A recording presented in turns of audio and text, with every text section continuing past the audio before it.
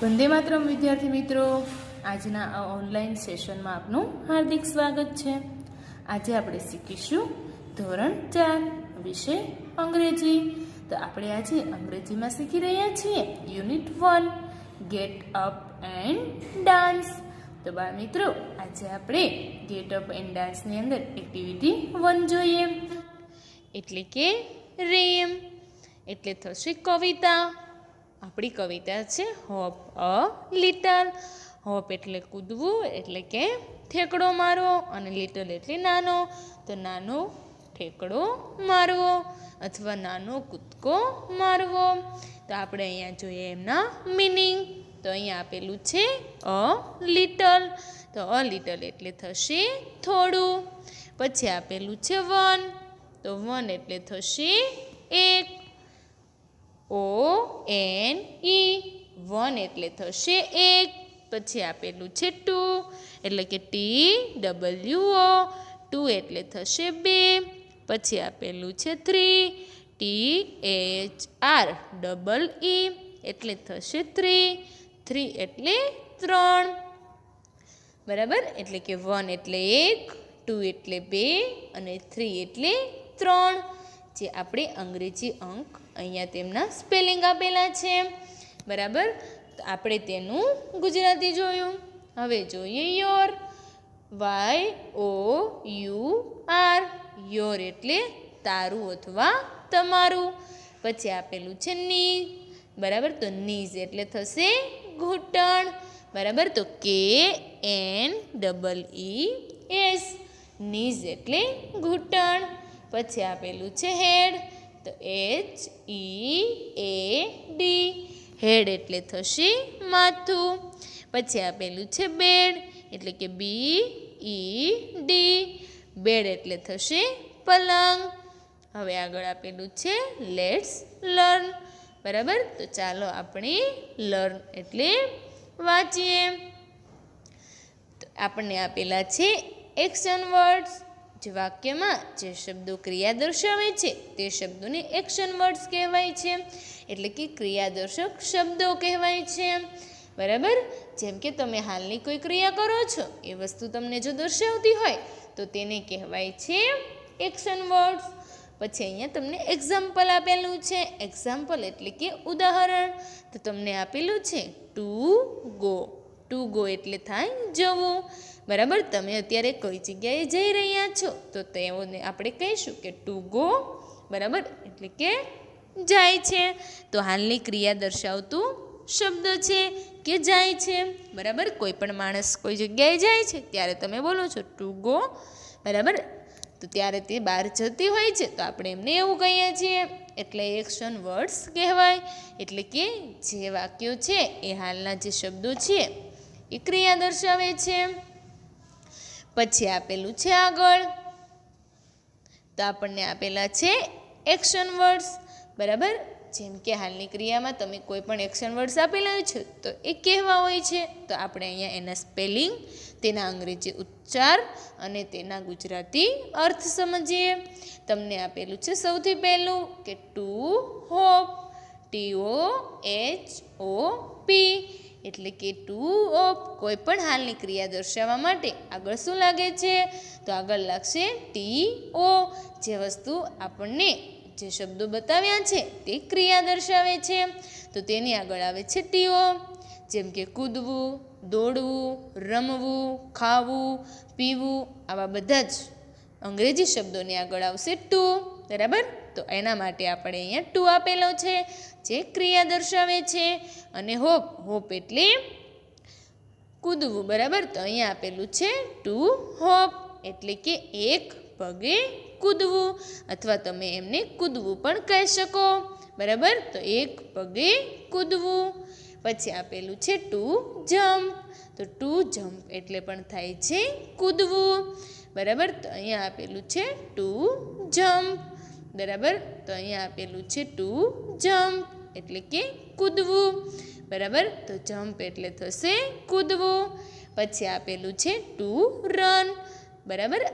RUN એટલે દોડવું, પરંતુ ટુ રન એટલે થશે ભાગવું અથવા દોડવું. પછી આપેલું છે to skip. To skip, skip એટલે થશે દોરડા કૂદવા, તો ટુ સ્કીપ એટલે દોરડું કૂદવું. પછી આપેલું છે ટુ ટેપ. TAP, ટેપ એટલે ટપલી મારવી. ટુ બેન્ડ, તો ડુ બેન્ડ એટલે વાંકા વળવું, બરાબર. BEND, બેન્ડ એટલે વાંકા વળવું. પછી આપેલું છે ટુ સ્ટ્રેચ. STRETCH,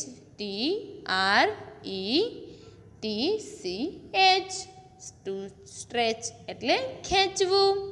પછી આપેલું છે ટુ નોડ, એટલે કે NOD, નોડ એટલે માથું હલાવવું. પછી આપેલું છે યોન, તો YAWN, બરાબર. યોન એટલે માથું હલાવવું, યોન એટલે બગાસું ખાવું, અને નોડ એટલે માથું હલાવવું.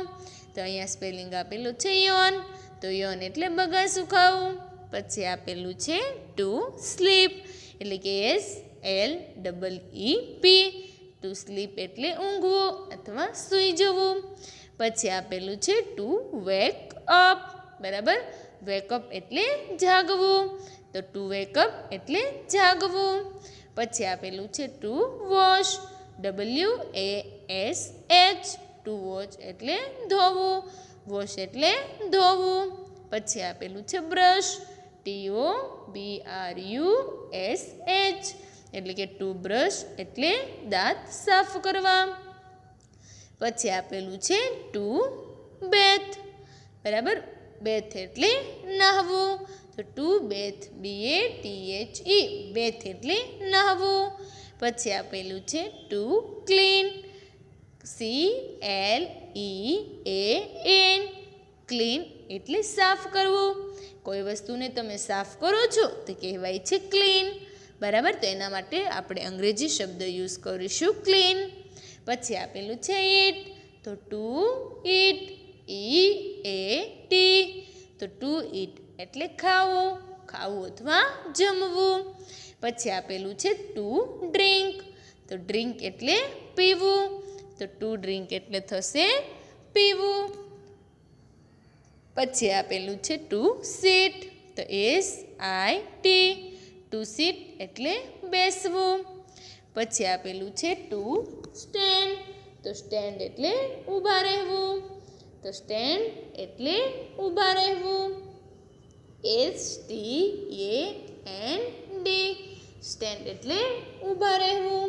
પછી આપેલું છે ટુ વોક, બરાબર. તો ટુ વોક એટલે ચાલવું, બરાબર. તમે ચાલવા જાઓ છો તેને કહેવાય છે વોક, એટલે કે ટુ વોક એટલે ચાલવું.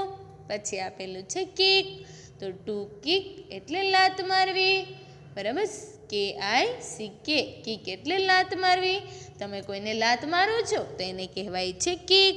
પછી આપેલું છે ડ્રો, તો ટુ ડ્રો, તો ડ્રો એટલે થશે દોરવું.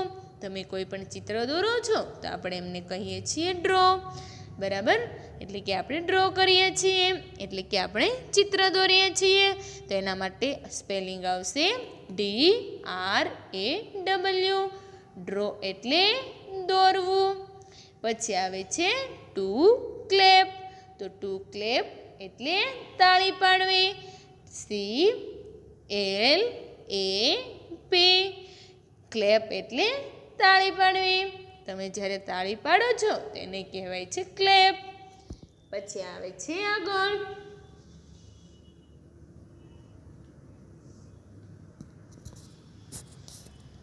તો ટુ કેચ, બરાબર. તો ટુ કેચ એટલે પકડવું, ટુ કેચ એટલે પકડવું, CATCH, કેચ એટલે પકડવું. પછી આપેલું છે ટુ થ્રો, તો THROW, તો થ્રો એટલે ફેંકવું. કોઈ પણ વસ્તુનો તમે દૂર ઘા કરો છો એટલે કે એમને ફેંકો છો તો એમને કહેવાય છે થ્રો. પછી આવશે ટુ ક્લોઝ, બરાબર. ક્લોઝ એટલે બંધ કરવું, તો ક્લોઝ એટલે કોઈ પણ વસ્તુને બંધ કરો છો, જેમ કે તમારા ઘરનો ડોર એટલે કે દરવાજો બંધ કરો છો, તો આપણે લખીશું ક્લોઝ ડોર એટલે કે બંધ કરેલો દરવાજો. તો CLOSE ક્લોઝ એટલે બંધ કરવું. પછી આપેલું છે ટુ પુલ, PULL. ટુ પુલ એટલે થશે ખેંચવું. કોઈ પણ વસ્તુને ખેંચો છો તો એને કહેવાય છે ટુ પુલ. પછી આપેલું છે ટુ ઓપન, OPEN. ઓપન એટલે ખોલવું. કોઈ પણ વસ્તુને તમે ખોલો છો, જેમ કે ઓપન ધ ડોર, તો કે દરવાજો ખોલ્યો, તો એના માટે આવશે ઓપન, તો કહેવાય OPEN. ઓપન એટલે ખોલવું. પછી આપેલું છે ટુ પુશ. ટુ પુશ એટલે ધક્કો મારવો, PUSH. પુશ એટલે ધક્કો મારવો. કોઈ પણને તમે ધક્કો મારો છો તેને કહેવાય પુશ, પરંતુ કોઈને ધક્કો મારવો એ કેવી આદત કહેવાય? તો એ આદત ખરાબ કહેવાય, કેમ કે કોઈને ધક્કો મારીએ તો એ પડી જાય, અને એ પડી જાય તો એને વાગી જાય. એટલે બાળ મિત્રો, કોઈને પણ ધક્કો મારવો જોઈએ નહીં, કેમ કે તે ખરાબ આદત કહેવાય. પછી આવે છે પ્લે. To play.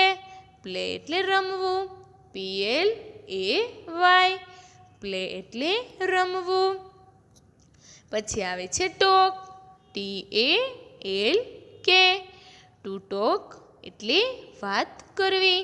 તમે કોઈની સાથે વાત કરો છો તો તેને કહેવાય છે ટોક. કોઈ પણ બે માણસ વાતચીત કરતું હોય છે તેમને કહેવાય ટોક, એટલે કે વાત કરવી અથવા કહેવાય બોલવું. પછી આવે છે ટચ. ટુ ટચ એટલે કે TOUCH. ટુ ટચ એટલે અડવું. પછી આવે છે ટુ કોમ્બ, COMB. તો ટુ કોમ્બ એટલે વાળ ઓળવા, બરાબર, કોમ્બ એટલે વાળ ઓળવા. પછી આવે છે શો, તો SHOW. ટુ શો એટલે બતાવવું. કોઈ પણ શો થતો હોય છે એટલે કોઈ પણ વસ્તુ બતાવતા હોય છે તો એને કહેવાય છે શો, બરાબર. જેમ કે જાદુગર છે એ જાદુ બતાવે છે તો એને કહેવાય છે શો, કેમ કે તે જાદુગર બતાવે છે તો મેજિક શો કહેવાય છે, બરાબર. એટલે કોઈ પણ વસ્તુ બતાવતા હોય તેને શો કહેવાય. પછી આવે ટુ ગીવ. તો ગીવ એટલે આપવું. કોઈને પણ તમે કાંઈ વસ્તુ આપો છો તો તેને કહેવાય ગીવ, એટલે કે GIVE. ગીવ એટલે આપવું. પછી આવે છે ટેક. ટેક એટલે લેવું, TAKE. એટલે જેવી રીતે ગીવ એટલે આપવું થાય તેવી રીતે ટેક એટલે લેવું થાય, તો TAKE. ટેક એટલે લેવું. પછી આવે છે લાફ. તો લાફ એટલે થશે હસવું, LAUGH. એટલે લાફ એટલે થશે હસવું. પછી આવે છે ટુ ક્રાય. તો ક્રાય એટલે થશે રડવું. તો અહીંયા આપેલું છે TOCRY, એટલે કે ક્રાય એટલે રડવું. પછી આવે છે રેડ. તો TOREAD એટલે કે ટુ રીડ. તો રીડ એટલે વાંચવું. તો આપણે બધાએ વાંચીએ છીએ તેને કહેવાય છે રીડ. પછી આવે છે રાઇટ. તો TOWRITE. રાઇટ એટલે લખવું. તો રાઇટ એટલે થશે લખવું. પછી આવે છે ટુ ફ્લાય. તો ફ્લાય એટલે થશે ઉડવું, બરાબર. દૂર દૂર આકાશ સુધી ઉડવાનું બધાનું સપનું હોય છે, બરાબર. તો એને કહેવાય છે ફ્લાય, પરંતુ આપણે ઉડી શકતા નથી, માત્ર આપણે એરોપ્લેન દ્વારા આકાશને જોઈએ છીએ. તો ફ્લાય એટલે થશે ઉડવું. પછી આવે છે ટુ ગો, બરાબર. ગો એટલે થશે જવું, બરાબર. એટલે ટુ ગો એટલે થશે જવું. કોઈ પણ જગ્યાએ જાઓ છો તો કહેવાય છે ગો. પછી આવે છે ટુ બ્રિંગ, બરાબર. તો બ્રિંગ એટલે લાવવું, BRING. તો ટુ બ્રિંગ. બ્રિંગ એટલે લાવવું. પછી આવે છે ટુ પુટ. તો પુટ એટલે મૂકવું, બરાબર, PUT. પુટ એટલે મૂકવું. પછી આવે છે ટુ રાઈડ. RIDE એટલે રાઈડ એટલે સવારી કરવી. કોઈ પણની તમે સવારી કરો છો ત્યારે કહેવાય છે રાઈડ. જેમ કે ગાડી પર સવારી કરો છો તો બાઇક રાઈડ કહેવાય છે. બરાબર, તો રાઈડ એટલે સવારી કરવી. પછી આવે છે ટુ ક્લાઇમ્બ. તો ક્લાઇમ્બ એટલે ઉપર ચડવું. તો CLIMB. તો ક્લાઇમ્બ એટલે ઉપર ચડવું. પછી આવે છે ટુ કમ એટલે કે TOCOME એટલે કે કમ એટલે આવવું. બરાબર, કોઈને પણ તમે અંદર આવવા માટેની ઇજાજત આપો છો ત્યારે તમને પૂછે છે કમ, બરાબર, એટલે કે આવવું. બરાબર, તો કમ એટલે થશે આવવું. તો બાળમિત્રો, આજે આપણે સરસ મજાના એક્શન વર્ડ્સ એટલે કે to hop, to jump, to run, જેમ કે કૂદવું, દોડવું, તો આ બધા જ સ્પેલિંગ વિશે આપણે માહિતી મેળવી. તો આ બધા જ સ્પેલિંગ દ્વારા તેમના ઉચ્ચાર તેમજ તેના અર્થ આપણે શીખી ગયા છીએ. તો બાળમિત્રો, આવી જ રીતે આગળના વિડીયોમાં કંઈક નવું શીખીશું. વંદે માતરમ વિદ્યાર્થી મિત્રો.